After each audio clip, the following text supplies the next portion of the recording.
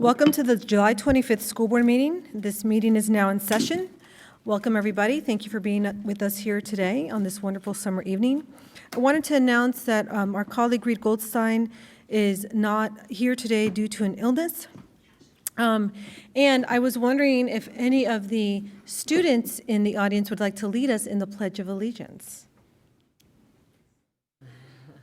Come together. You guys can come together.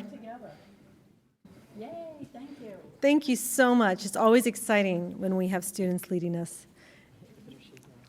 Okay. So everyone please stand. That's perfect. There's the flag right there. Okay. Whenever you're ready. I pledge allegiance To the flag of the United States of America and to the republic for which it stands, one nation, under God, indivisible, with liberty and justice for all. Thank you. Thank you. You may be seated.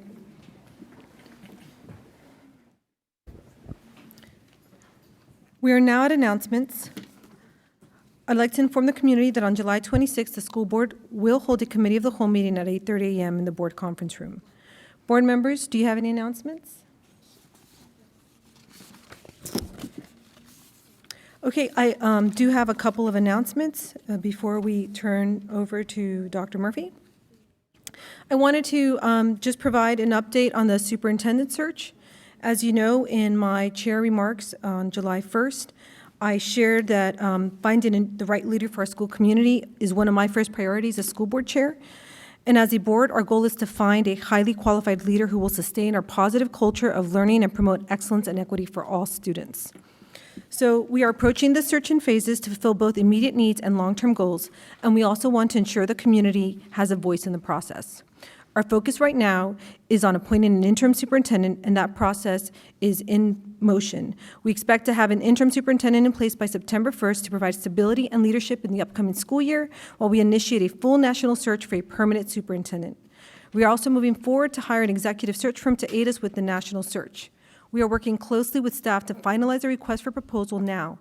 We will issue the RFP in August and expect to have a search firm hired by early fall. Once the search firm is in place, we expect the process of hiring the new superintendent will take several months and will include input from staff, families, and the community.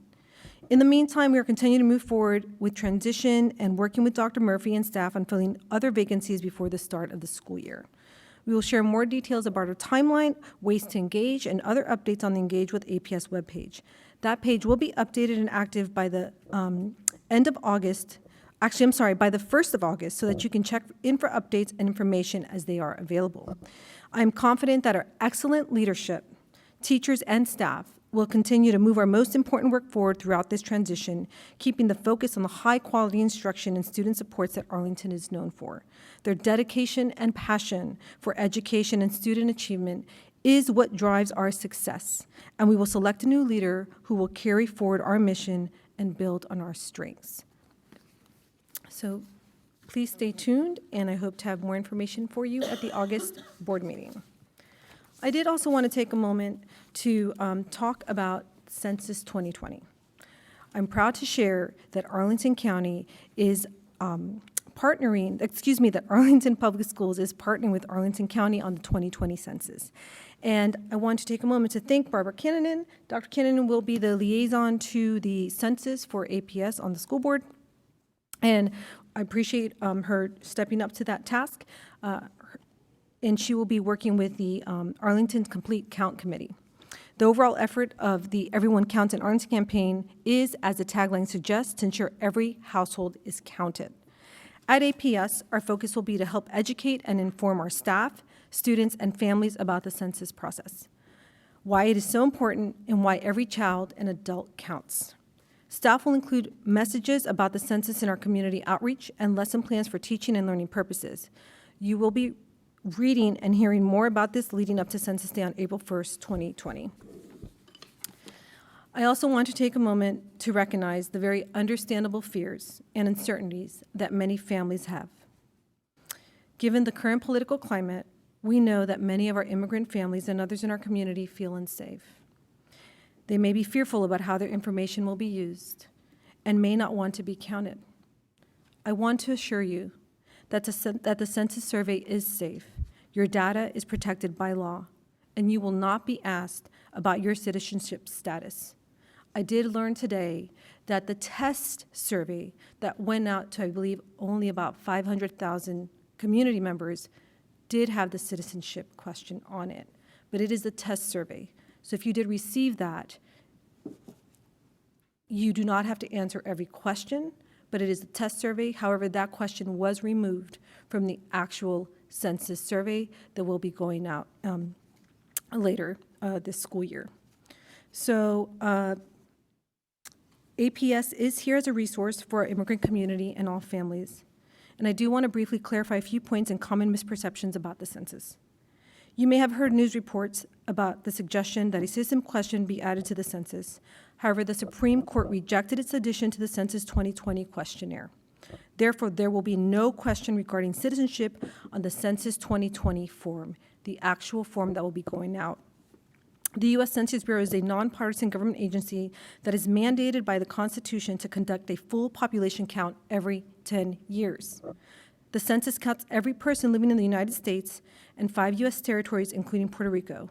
You and I are required by law to participate and to count every person living in our household, regardless of age or whether they are family members. The Census Bureau is bound by Title 13 of the U.S. Code to protect your answers and keep our information confidential. The Census Bureau cannot release any identifiable information about you, your household, or your business, even to law enforcement agencies. This year, every household will have the option to complete the survey online, on paper, or by phone. And more on that will be shared in the fall, but it's important to reiterate that no matter what format is used, our answers are used only to produce the statistics, and you are kept anonymous. APS encourages all Arlington residents to respond to the census regardless of immigration status. I will continue to provide families and community members with accurate information to keep you up to date, and the school board and APS staff are here to help you. And it's not just I, but our board members, Barbara, our liaison, and the APS system. We will do our best to provide families and communities with the most accurate information we have. And we are here to help you, and we ask you to please participate in the census. You count, you matter, and it ensures that we are able to support all of our students here in APS if we are all counted. So please be ambassadors for promoting the census. Get out there and learn about it. Make sure that you fill out that paperwork and come to the events at APS. We will be hosting tables at a lot of the community events for the census and for the information. And those are all the announcements I have today. Thank you for your time, and Dr. Murphy, I'd like to turn it over to you.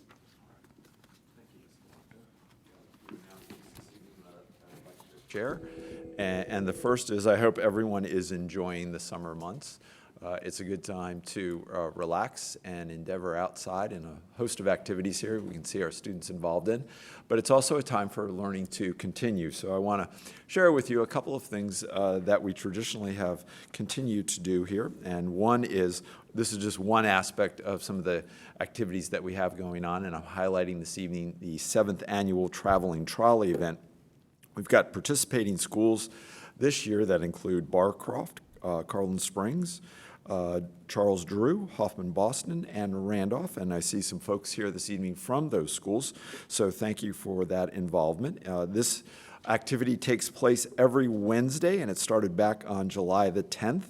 And families and students come out to listen to stories, visit with friends, teachers from their school community, also check out books. And this is in collaboration with our folks with Arlington County Libraries. To date, we've had over 300 students and families join us, and there is one more event that is coming up on July the 31st with these participating schools, so we encourage folks to come out to that. And I want to make a special thank you, because she's here this evening, to Wendy Pilch, who's been instrumental in organizing that. Also, we have summer school that spans from July the 8th through the 9th, and it is in full swing. And I want to thank Mr. Chadwick. I was able to get out and visit schools here the last couple of weeks for his efforts and his staff's effort with transportation. That seems to be going very well. It's really the first time that we've gone to this hub system. And I also want to make note, and these comments were unsolicited when I went out to visit schools, also to our food service folks who have really been an asset in serving. So Ms. Peterson and Ms. McCloskey, thank you very much. We've got, some of the highlights include our regular language arts program, each in strengthening sites. We've also had Innovation Academy for students who've been doing work as scientists to study environment through the concept of change. And we've got over 1,100 students engaged in elementary enrichment. So I want to thank our assistant principals who are predominantly the leaders in our school that are managing this, and it continues to go very, very well. We've got very good participation. Even though he is not here, we are sharing a picture of him this evening, Mr. Reed Goldstein, and I hope you feel better soon. This is just a reminder that the Arlington County Fair is coming up August the 14th through the 18th, and Arlington Public Schools will be participating Friday and Saturday and Sunday inside of the county fair there at Jefferson, the community center. And as you already made mention, one of the themes of this year is Arlington Counts, and we are going to be participating with the county, and our theme is Arlington Learns. So we encourage folks to come out. We've got many of our staff, principals, our new principals who will be out in attendance, as well as school board members. So if community members like to come by and say hello, we always welcome them, encourage them to come by. I know, Ms. Talento, you did a fabulous job in covering many parts of this slide. I'll just kind of go over a rough timeline and echo many of the same comments that you shared, and also a big thank you to Dr. Cannon and the folks in Arlington County who are leading this effort. But we've been planning for this, and I know Catherine Ashby, a member of our interim assistant superintendent in community relations, has been working with Dr. Cannon and the folks from the county. So a lot of planning has been going on. We've got kickoff and mobilization, and that's part of what will be going on at the county fair in August and September. A very strong awareness campaign, especially for all of our citizens, and what participation means and what it doesn't mean. And then finally, just highlighting Census Day is April 1. So again, just reinforcing many of your comments, Ms. Talento, about our awareness and what families should know. And we strongly encourage folks to participate, but we want to make sure they're comfortable when they provide the statistical information about who is in their household. All right, I'm going to ask Mr. Chadwick if he could kind of lead us through this set of slides. This is a little bit of an update on some of our new schools and renovations, and many of these projects are moving along very well. So, Mr. Chadwick, you got a good view sight there on some of these slides? I do. Thank you, Dr. Murphy. So we're quite busy this summer, and it's not just with the new buildings. Some of you may have gotten stuck behind relocatables being moved around town and seen some of the other work that's going on at many of the schools. Dr. Charles R. Drew Elementary School is receiving a refresh project, as you know, as part of the last CIP. It's getting a complete change of paint colors, and you'll see both there and at the Montessori Public School of Arlington that all of the lights have been changed to LED. And not only does that save us energy and it doesn't heat the rooms up so much, but the lighting is a great deal better, and it really makes the schools feel brighter and more cheerful. So there are colors going in at Charles R. Drew, and Montessori's mostly neutral colors other than the lockers that were there already, because I understand that goes with the Montessori program.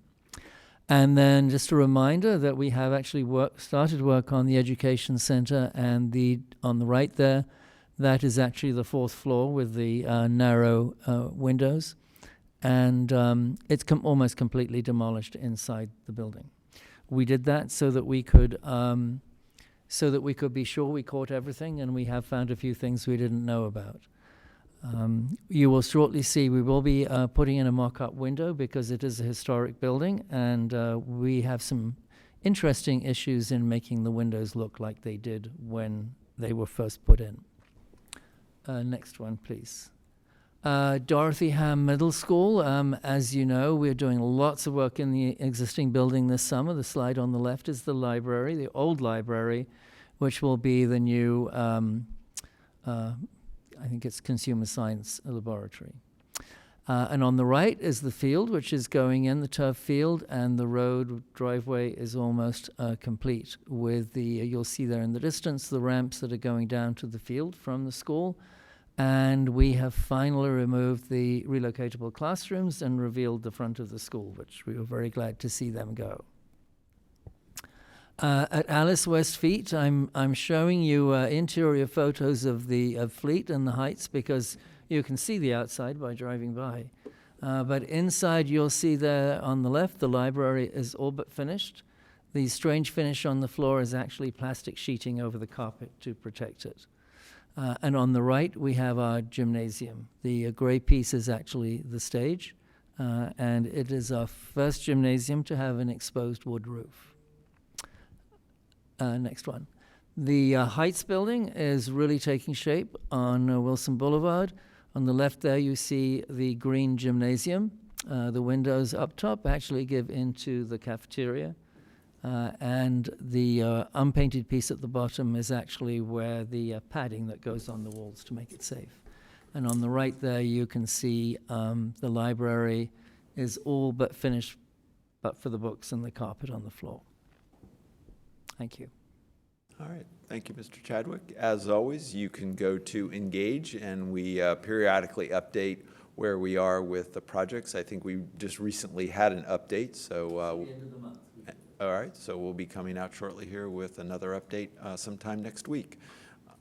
Finally, I just want to give a little bit of a forecast ahead of some of the upcoming dates for the school year. We've got August 7th, the first day back for students at Barcroft Elementary. Remember, they're on the modified calendar. We've got our administrative conference at the middle of the month. And we've also got teachers coming back and celebrating part of the Festival of the Minds, as well as new teacher orientation. Then August 22nd, we've got the beginning of first day of teachers returning and pre-service. We've got a school board meeting on August 22nd. And then we've got the first day of school slated for September the 3rd. So we're progressively getting there. I think we're on a good trajectory. I know that I've occasionally walked past Dorothy Ham School, and they are working diligently up there to get the place in shape. So a lot of prep going on, and thank you to Mr. Chadwick and his team for getting us ready, as well as all the other things that are happening to get us ready for the school year. Colleagues, do you have any questions for Dr. Murphy? Okay. All right, thank you. Dr. Murphy. So we are now at the consent agenda. May I have a motion for the adoption of the consent agenda, please? So moved. Is there a second? Second? All in favor? Aye. Aye. Any opposed? Motion passes 4-0. I'd like to announce that under consent, the board approved the First Amendment to the Westover Open Market Agreement, which allows the farmers market to take place at Reed on Sundays. We also made several appointments as part of the consent agenda. First, Ms. Allison Weisberg was appointed as assistant principal of Alice West Fleet Elementary School. Ms. Weisberg has experience as a classroom teacher and, oh, yes, Ms. Weisberg, please stand. Thank you, Dr. Cameron.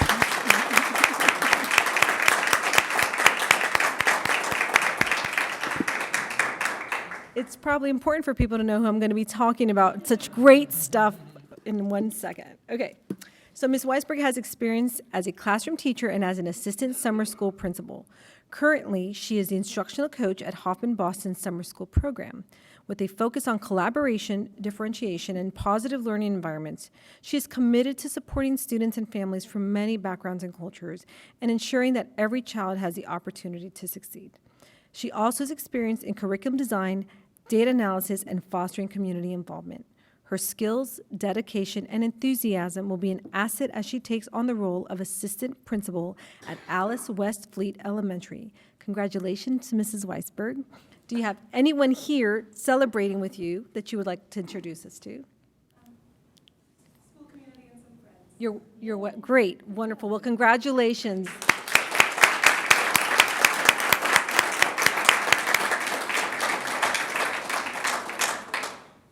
We We also appointed Ms. Jennifer Danino as Assistant Principal at Randolph Elementary School. Ms. Danino.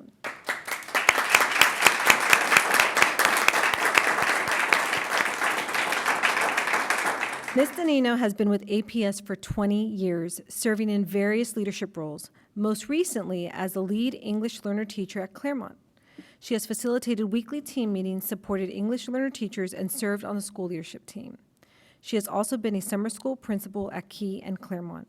During the past year, Ms. Danino worked as a testing coordinator, gaining experience in organization, training, planning, and communicating with stakeholders.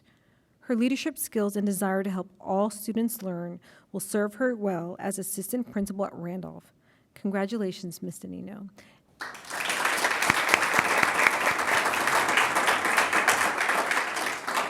Two questions. Am I pronouncing your last name correctly? Excellent. And do you have anyone here celebrating this appointment with you today? I have my husband, Phil, and my two daughters. They are APS students. Excellent. One will be a freshman at Wakefield and Great. a fifth grader at Claremont.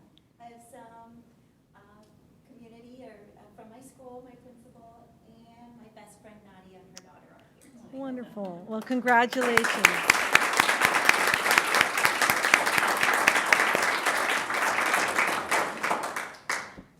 The board also appointed Terry Carson as Director of Finance.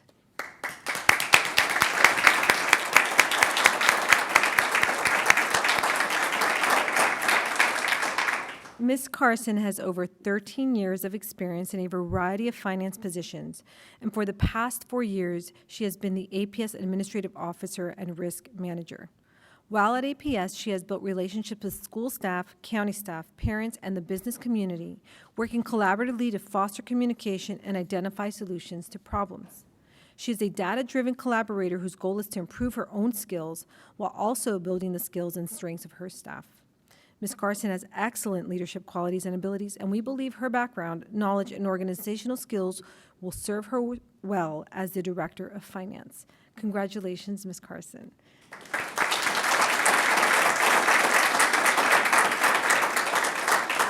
Do you have anyone here celebrating with you today? My future boss. Wonderful. Thank you and congratulations. And finally, I'm happy to say that the board has appointed Ms. Wendy Pilch as Director of Early Childhood and Elementary Education.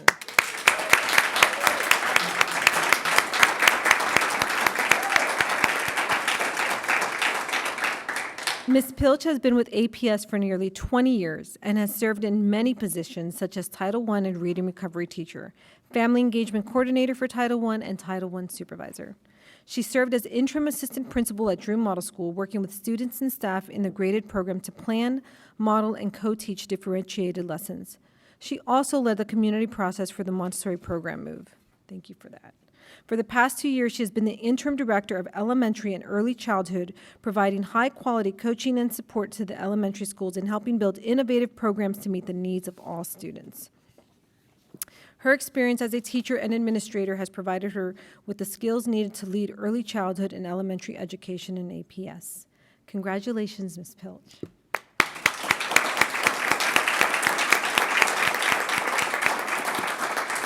Do you have anyone celebrating with you? I'm my counterpart. Excellent.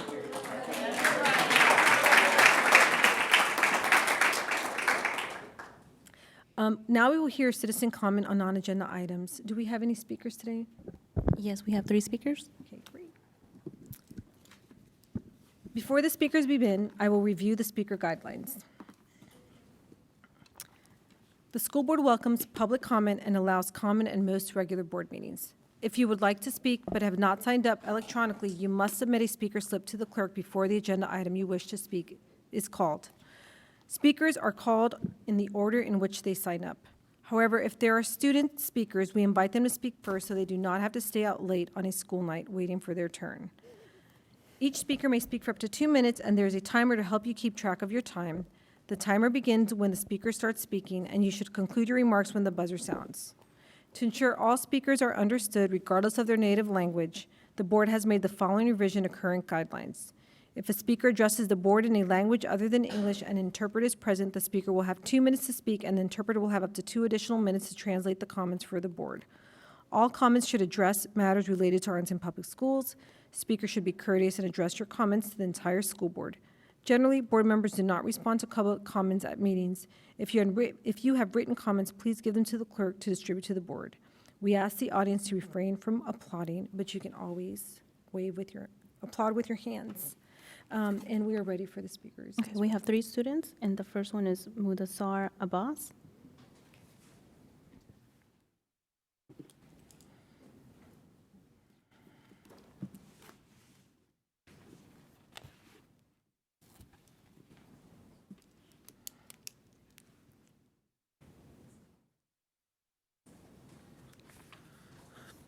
Good evening, members of school board. My name is Mudassar Abbas, and I am a proud student at Langston and also one of the members of Student Advisory Board.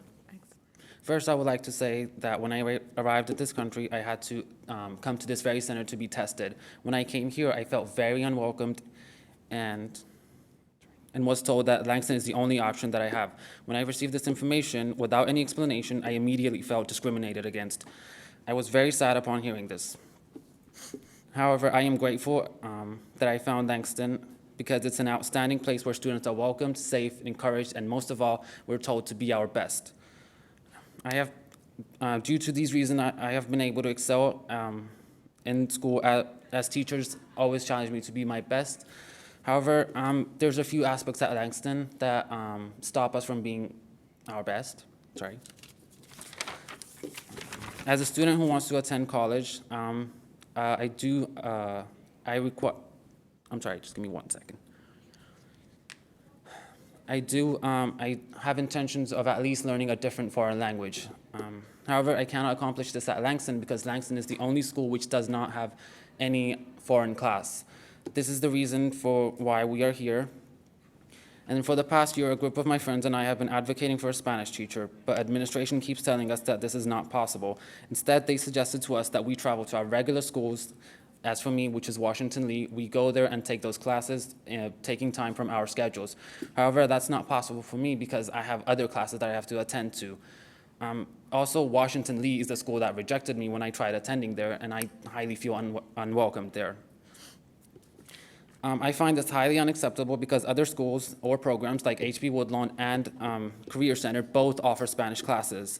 Another concern that I wanted to talk about was the HILT program. HILT students are doing an amazing job at Langston, but it seems the seats are limited.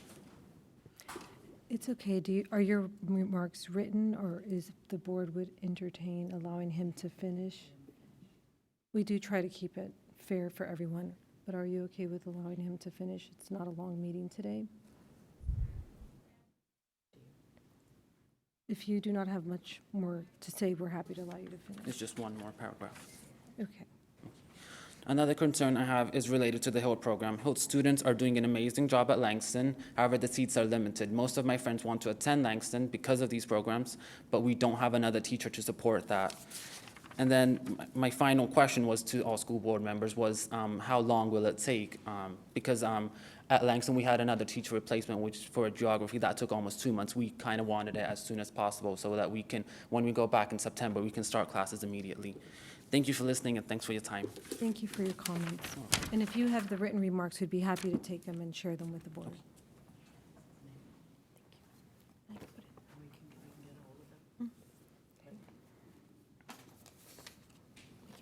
We can find it through the student data. The next speaker is Marina Bali.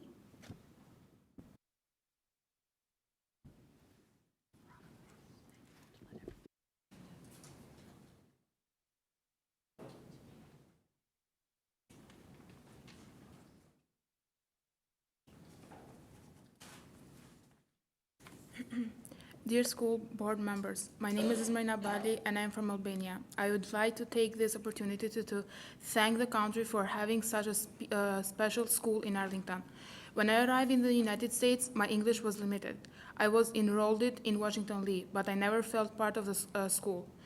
And I was often placed in classes that I wasn't learning much because he thought our classes that were not challenging. When my father learned of Langston, he fought for me to be earned there. Disappeared, Washington Lee concerned because of not releasing me to Langston. My dad a success. At Langston, I feel as a part of a family, carried and challenging. I am so glad that I can attend such school. However, Langston has not been able to provide me the class I need for an advanced diploma. And this is unfair. I am here to ask the board for a Spanish teacher so we too can have an opportunity to learn another language and fulfill requirements for an advanced diploma. Thank you.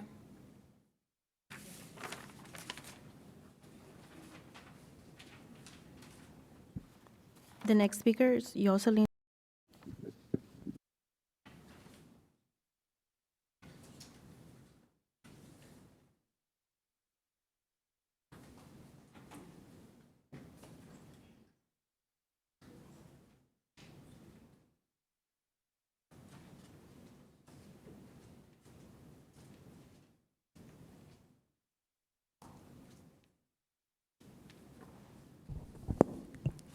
Dear school board members and supervisor of Arlington Public School, my name is Jocelyn Vasquez and I am from Guatemala. I came to the United States almost 4 years ago, and I began attending school in Washington Liberty High School. Now that I graduated in June, I feel comfortable sharing my experience as a HILT student in APS. I am sad to inform you that the HILT program has held me back from completing graduation requirements. I was often placed in classes that were not for credit. Also, I often felt as an outsider, and I was not challenged because I was taking many HILT classes, which had me thinking that education in the United States was behind my country, which, trust me, education in my country is not advanced. After I found about Langston, I decided to move there. Langston has provided me with all the support that I need to be a successful student. I am proud to say that I graduate, and I was accepted to Marymount University. Thanks to the outstanding teacher at Langston who have become my second mothers. I only need to find $2,000 a year to pay all my tuition. In addition, I am currently seeking ways to purchase a computer, which I intentionally wanted to buy the MacBook Air from APS, but I was told I had to pay $600, which I do not have as I live alone in this country. Despite the fact I was accepted by Marymount University, I still encourage the challenge that I was not be able to receive an advanced diploma because Langston does not offer foreign language classes. I wanted to come tonight to share this and let you know that there are outstanding HILT students that are being held back places in classes with teachers who are not trained well. We are placed in math classes that are way below our abilities just because our English is not as developed. We are a population that wants to strive in the United States, and we cannot do this if we are taking classes that are not challenging our full potential. Thanks for listening and good night. Thank you for your comments.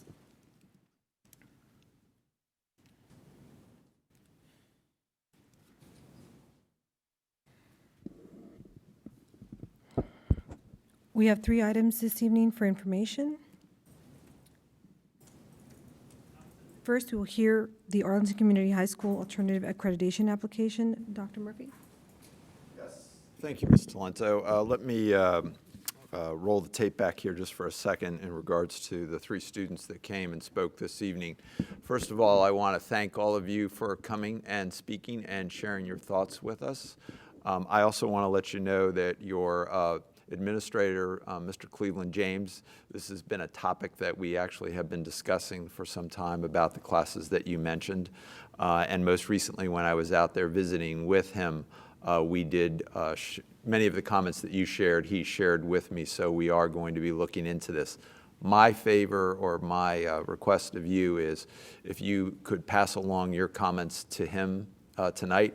I've actually drafted an email while you were speaking, and I'm about ready to send it to him, so he'll kind of have the background. And I appreciate you coming in and kind of sharing with us your successes, and then also your desire to continue to learn. So we'll see where we can go with that. All right? All right, thank you. All right, let's transition now to the item, Ms. Talento, that you raised that's first on our information. And Dr. Barbara Thompson is here from Arlington Community High School. And I want to thank Dr. Thompson for coming in. This is in regards to Arlington Community High School and the alternative accreditation application that we have to submit periodically. I also want to recognize Dr. Thompson and the achievements that not only with previous accreditation processes where we've met all those standards, but kind of leading this effort with some of her colleagues in the state. So I think you've got some information that you need to share with us. We need board acknowledgement or awareness of this to take the next steps. We are on a little bit of a timeline, so I appreciate you being here this summer and sharing this information. So I'll turn it over to you at this point. Okay, thank you. Good evening, everyone. And yes, I do need to review our application for alternative accreditation plan. You all need to be aware of it and approve it so that we can send it forward. It's due at VDOE in September 6th. So we have a little bit of time, but not a lot. The next slide. How do I do that? You've got the right there. It Yes. should be right there. And What do I hit? Top button? actually, the ones Arrow? on the side. There you go. Okay. So the state allows for alternative accreditation plans for any schools that are special purpose schools, of which Arlington Community High School is one, and it's based on student needs. We have been accredited under an alternative accreditation plan since 2012 successfully. And since the standards of accreditation have recently changed for all schools, so too have they changed for alternative plans. We worked very closely with VDOE in giving feedback on their concerns, our concerns, and helping develop the new process, which was just sent out in June. And as with any school plan, the alternative accreditation plans also have to follow all of the standards of accreditation. So generally, all high schools need to, with the new standards, have to exhibit overall proficiency in English, reading, writing, and the progress of English learners. They need to show proficiency in mathematics and now in science. That was added.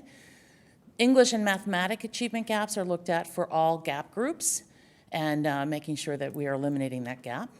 And they've added the measures of student engagement of graduation and completion index, which we've always done, but they've added a dropout rate, absenteeism, and starting in the 2021-22 school year, they're going to be adding college, career, and civic readiness as a measure. Different this year, rather than just a pass-fail, which it used to be for accreditation, they have levels 1, 2, and 3. We're going to go over those in a second, resulting in a more comprehensive view and expanded view of accountability for each school. Our new plan builds on the success of our previous plans. We previously combined, because of our low numbers, we are a small school, combined proficiency in reading and mathematics. We're adding writing and science to that, and we're adding gap group measures for any group at any time that will meet the number. It has to have a certain number in the group for it to be counted, and we are combining those because our numbers are generally too small to be counted separately. Our graduation and completion index points have always included extra bonus points for a lower dropout rate and college and career readiness, so we're keeping those in there. And we've added student engagement measures and identified each of the areas with quality indicators. And we used the standards of accreditation for all schools as a model to make sure that we were following the standards for the state. The levels, those are the quality indicators for all schools. They are now rated in each of those areas as a level 1, level 2, or level 3. And then your accreditation status is based on a combination of those across all of those areas. You want level 1 and 2 only, not level 3. And those are the resulting combinations, accredited with conditions, or accreditation denied. Based on the needs of the students and as designed by the plan that we've proposed, we are expected to be fully accredited again. And we will get level 1 or 2 in each of these areas. These are the areas that are now separately measured. That's the combined English, math, and science SOL scores, the achievement gaps for combined English and math for any group that has enough number in it, student engagement, which is absenteeism and engagement measures for our students, the dropout rate, which we've always counted, but now it's separate as well, our graduation completion index, and in 21-22, the college and career and civic readiness. In a nutshell. Questions? Colleagues, do you have any questions? Dr. Thompson, thank you for all of Okay. your hard work at Arlington You're Community welcome. High Thank you. School. We're very excited about this. We look forward to hearing it. Great. Thank you very much.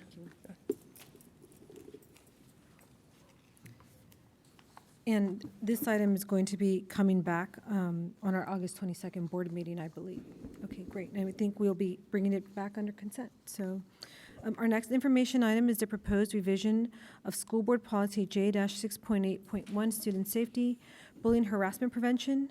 Dr. Murphy? Yes, I'm going to turn to Ms. Jeanette Allen. I know Dr. Allen is going to cover these items, but let me just preview this a little bit.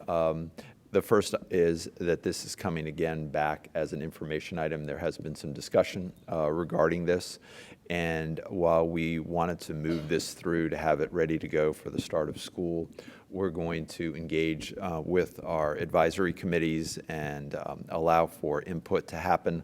We needed to review the process we had in place, particularly for this one, so we want to make sure that we've dotted all the I's and crossed all the T's, and I know Dr. Allen and members of my team are going to make sure that that happens.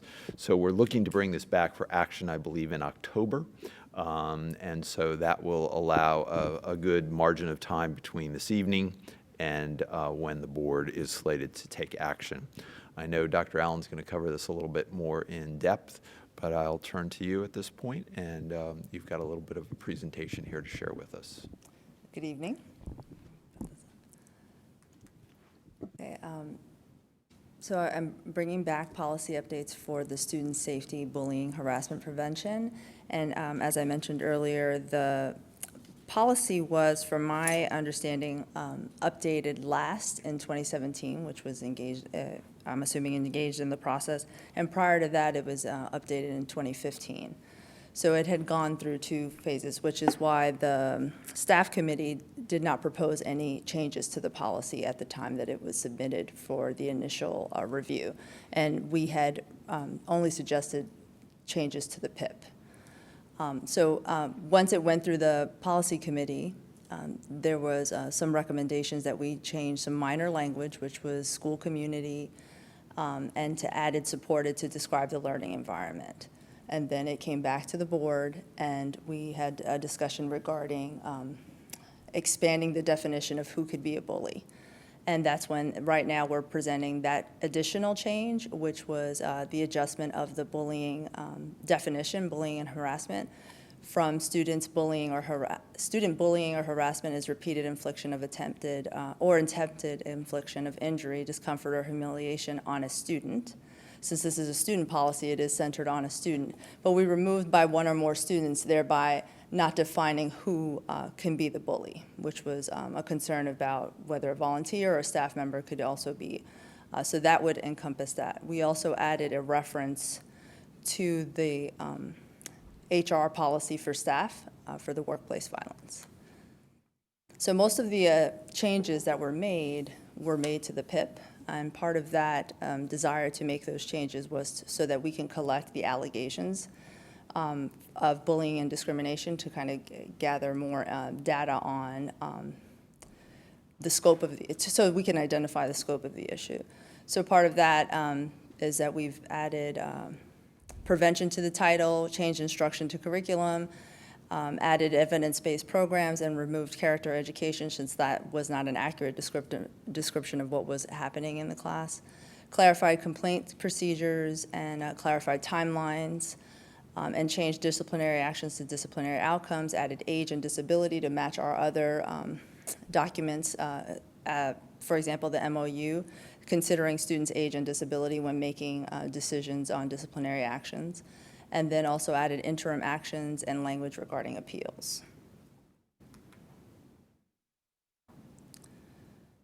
The PIP was to be a fillable online document that was going to be linked to all of the schools as well as the APS central website, and that would go directly to the administrator of the school, the designated administrator of the school who collected that. Clarification in language, and then added outcome investigation section, and then the form is going to be translated, or will be translated once the process is. So just to add to what Dr. Murphy said is that now we've engaged in a community input, and we have shared this with 5 community advisory committees, Equity and Excellence, AEA, ACI, ASAC, and the Student Services Advisory Committee. And at this point, I've been receiving input, and I will collect all of that, and then make another recommendation on any adjustments to the policy for the October date. And I have communicated with them that we are bringing that back for action and/or consent in October. Thank you, Dr. Allen. Colleagues, are there any questions? Thank you, Ms. Talento. Thank you, Dr. Allen. I wanted to ask, I appreciate, let me just say that you've gone out to all those committees, because I do think there's particular interest in this policy as we update it.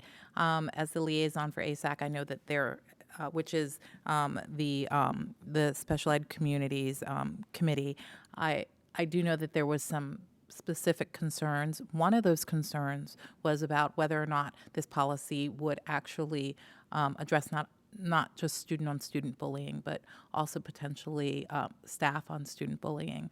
And do you believe that the current change that's made that you just presented is sufficient in being able to cover any of those concerns? I believe so, especially with the reference, and I've worked with Human Resources to ensure that it would cover staff behavior as well as student behavior. So I'm confident that it would, that action, disciplinary action if necessary for a staff member and or a student is covered with both of those policies. And then you, go ahead. And since it's not defined in the policy that it must be a student who's doing the bullying, then it does it would encompass anyone, a volunteer, a staff member, any type of staff member. And if a staff member were trying to get information, they could also see that it's cross-referenced from the staff policy. Yes, it would be referenced in the policy at the bottom of the policy, yes. Okay, thank you very much for that. Any other questions? Hi. Hi. How are you?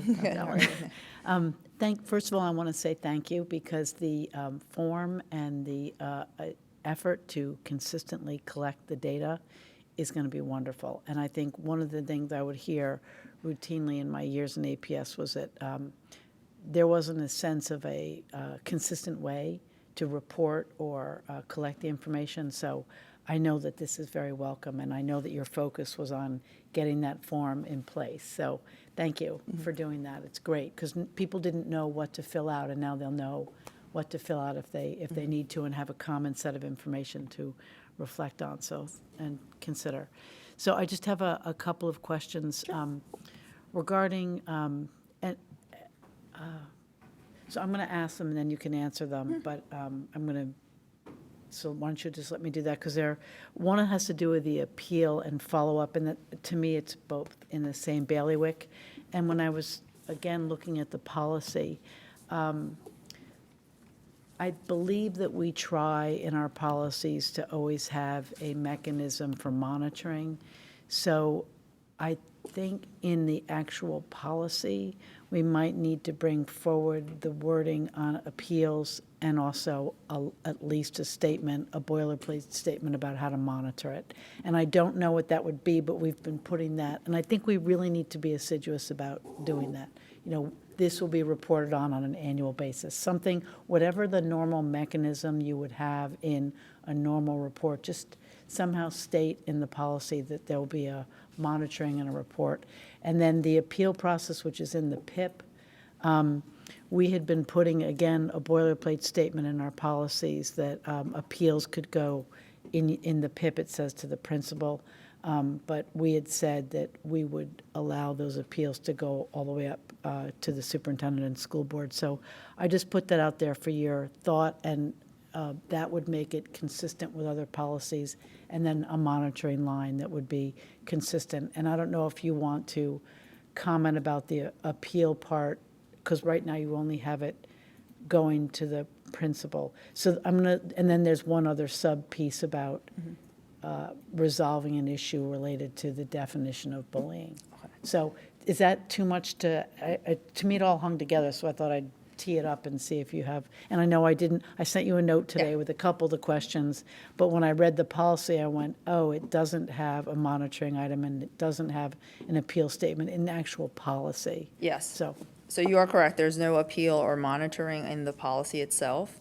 The appeal and the evaluation is included in the PIP. yeah. And the appeal allows for an appeal made to the school principal, but it also has a statement about additional appeals may be submitted in writing to administrative services within 10 days of whatever action has been taken that they would like. So I know that in other policies there are, that you can appeal to administrative services, and then there's, in the discipline policy, you can appeal disciplinary decisions resulting in serious offenses to the superintendent and then to the board. So Okay. is It's this something sufficient? It's something, and I apologize for not having raised it sooner. I think we may want to consider being consistent. Okay. That's just one board member raising that issue for consideration. That at this point, just because that would then be consistent with, I pulled up the admissions and placement policy, for example, and we were being consistent about that. So that's just me at this point. And you were looking then to have some- that added to the policy or to be updated in the I personally PIP? think it should be in the policy, but that is one board member at this point speaking, because then it's policy and the PIP implements that. And then the issue of just a monitoring, I don't know what regular report you all provide to the board regarding student climate, or if there's a monitoring function that you could put this in, that would be great. So a way, usually in a policy, there's a way that we state that the policy is It's monitored. Okay. So those are my, do you have any other comment? Because I sent you some of this today, and particularly the concern was if a parent has a complaint or a student has a complaint, and there's a difference of opinion about whether or not it was bullying or what it was, is there a mechanism for people to deal with that? And you feel that this process does allow for that? Yes. Yeah. Any other questions? So I wanted to just follow up on Ms. Van Doren's request. Because I don't understand the intricacies of how we process a bullying event, I read the PIP. It's very complicated, the form, but I also understand the situation, because it's a complicated situation. You have a person who's perceived as a victim and a person who's perceived as a bully. So the question I have is, while you consider the appeal language in the policy, if you could help us to understand, because I just wonder what we're appealing. I don't know what we would be appealing in this process, because if it's a discipline matter, then there's a discipline action that has a very specific appeal process because of the potential of our involvement in a, maybe a suspension or expulsion. I don't know. When you think about bullying and then there's a consequence, there's a discipline process that I expect happens. And at some point, that process may come to the board, and the board becomes a decision, a judicial body. Is that correct? In a discipline process? Yes, in the discipline And process, in a bullying yes. situation, it could end up in that process. Maybe. That's what I'm trying to understand, It depends if the action was disciplinary, or Okay. if let's say if the parent or the guardian disagrees with the action taken by the school. Okay.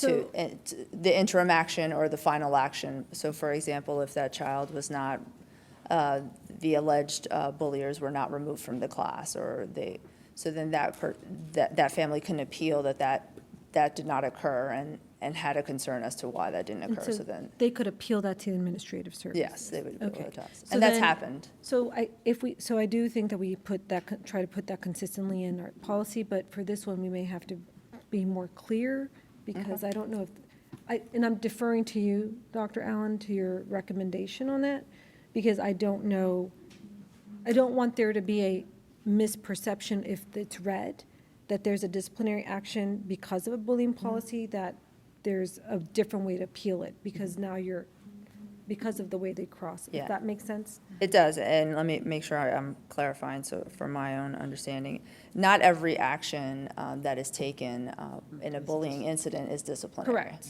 But there may be action taken, for example, a change in schedule,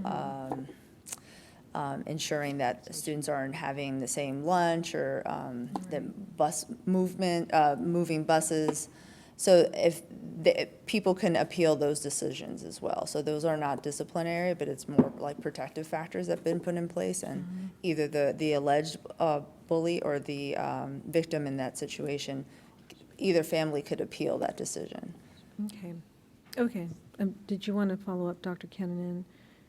Well, maybe, I think you just answered it. So this is, under the discipline policy, we might get an appeal, and or you would, and it's about the child being disciplined and wanting to ask if that was the appropriate action.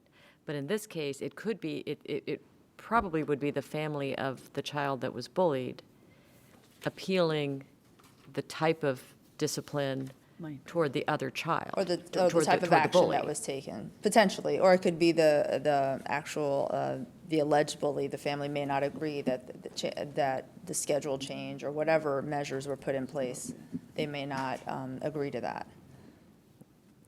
And that is in the PIP for it to go to administrative services? Yes. That type of thing. I guess what I'm not clear on is the question on the table, or, the question being shared, whether there should be an ultimate appeal to the school board in our policy, or just that this language should be moved to the policy. That's what I'm not clear on, what I the can idea clarify is. what I was asking. Yeah, that would be great. Okay. So I was asking that there be a statement in the policy that is consistent with our other policies, which does allow for an appeal all the way up to the school board. And in this, it has to be artful, because what could be appealed could kick it to the disciplinary policy, which would be the discipline, or whether or not the situation had been properly defined. And I know that's complicated, but I was asking that there be a place in the policy that is consistent with other policies that allows the appeal to go, obviously first to the principal, then to you, then to the superintendent, and then to the school board. The issue being whether or not it was properly handled, or whether the discipline, in the same way it can go up. We said we were going to be consistent about that in all of our policies, and I think we should be. So that, I was asking that. It is, to some extent, in the PIP, but we don't govern the PIP. You all govern the PIP. And the PIP, it stops with administrative services. Right. So we can, I just think it's something to have discussion about. If I just am providing that for input. Okay, thank you, Ms. Van Dorn. Anything else? And I have one more. I had pointed out, and I will point out again, that in the form, it talks about steps taken, and because we, and I think perfectly eliminated that subclause that only said the bullying was by a student, so it could be, because it opened my mind to sports, a lot of different situations. So I think in your, I'll point out again, it says, spoke to the student who perpetrated bullying. I would say spoke to the person, since you're making it more broad.